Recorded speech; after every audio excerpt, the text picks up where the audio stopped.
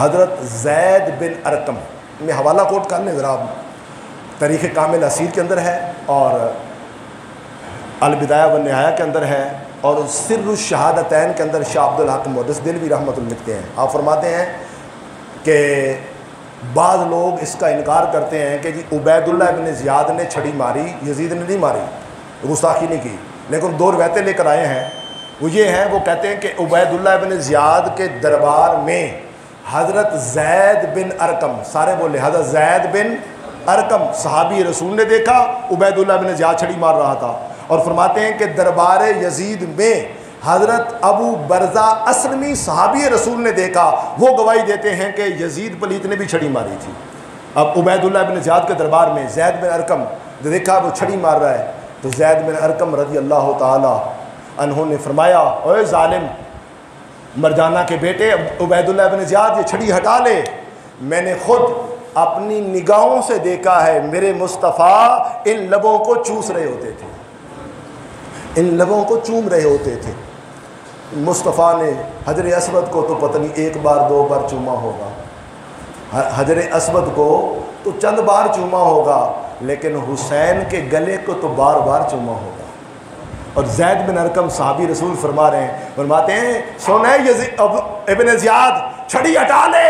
فرمایا یہ بظاہر تمہیں نظر آ رہے ہیں مسکراتے ہوئے ہونٹ، فرمایا یہ میرے نبی کی بوسہ گاہ ہے، یہ میرے نبی کی بوسہ گاہ ہے. اور جب حضور کی، میری بات سنیں، جہاں حضور کے مبارک لب لگے ہوں گے، جب ان پر تلواریں چلی ہوں گی، نیزے چلے ہوں گے، تو میرے مصطفیٰ کے لبوں کو کتنا دکھ ہوا ہوگا. میں ایک بات کرنا چاہتا ہوں آج آپ سے، وہ یہ ہے کہ بڑی پتے کی بات کر رہا ہوں. یہ بعض لوگ جو ہے یہ بضد ہیں کہ جی یزید کے ساتھ رحمۃ اللہ علیہ لکھیں، رضی اللہ تعالیٰ عنہ لکھیں، اور کچھ نہیں تو رحمۃ اللہ لکھیں. میں یہ کہتا ہوں کہ ہمارے نزدیک قطعاً کوئی نرم گوشہ نہیں کہ یزید کے نام کے ساتھ رحمۃ اللہ لکھیں یا شروع میں حضرت لگائیں، ادب کا نام لیں. آپ یہ سوال جو ہے آپ کا، اس کا جواب میں قرآن سے آپ کو دیتا ہوں. آپ قرآن میں لے کر گھر میں جا کر تحقیق کریں گے. آپ بڑی معروف آیت ہے، ان اللہ و ملائکتہ یصلون علی النبی، یہ سورہ الاحزاب کی 22واں پارہ ہے، آیت نمبر 56 ہے. بڑی معروف ہے کہ بے شک اللہ اور اس کے فرشتے نبی پر درود بھیجتے ہیں. یہ پہلے 56 آیت ہے، اس کے بعد 57 آیت کا حوالہ دے رہا ہوں، یعنی اس سے بالکل متصل اگلی آیت 57 جو ہے. 57 آیت کے اندر 57 میں اللہ نے فرمایا، نبی پر درود بھیجنے والوں، درود بھیج کر اس نیکی کو محفوظ کیسے رکھنا ہے.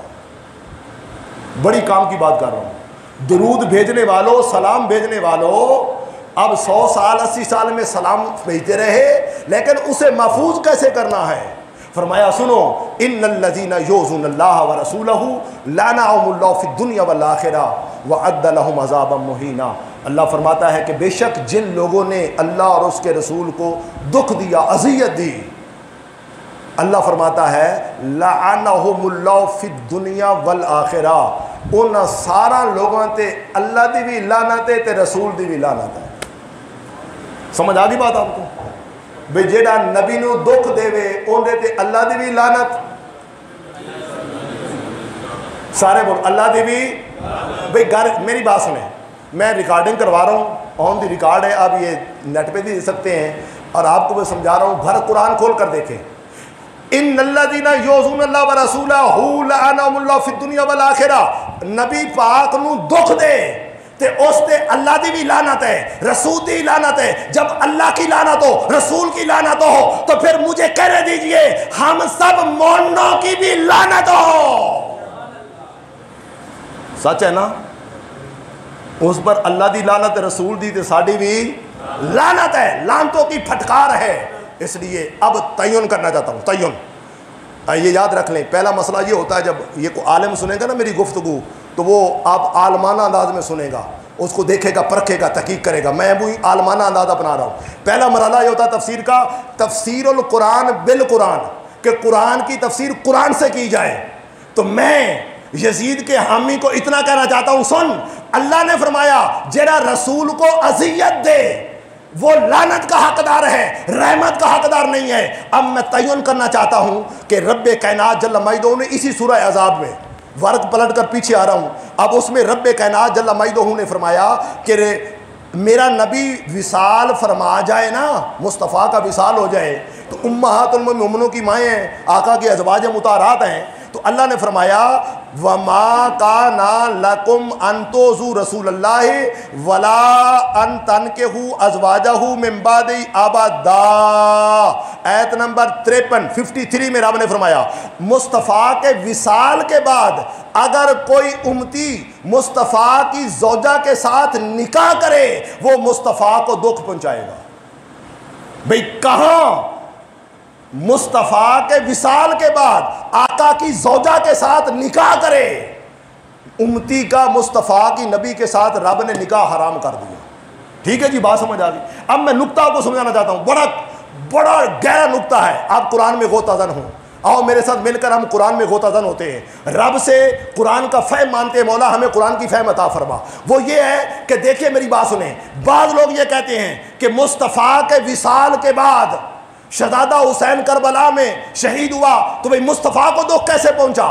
حضور تو قبر میں ہے۔ اس کا جواب میں دے رہا ہوں، اللہ فرماتا ہے کہ میرے نبی کے وصال کے بعد اگر کوئی مصطفیٰ کی بیوی سے نکاح کرے تو گنبد خضرا میں حضور کو دکھ ہوگا۔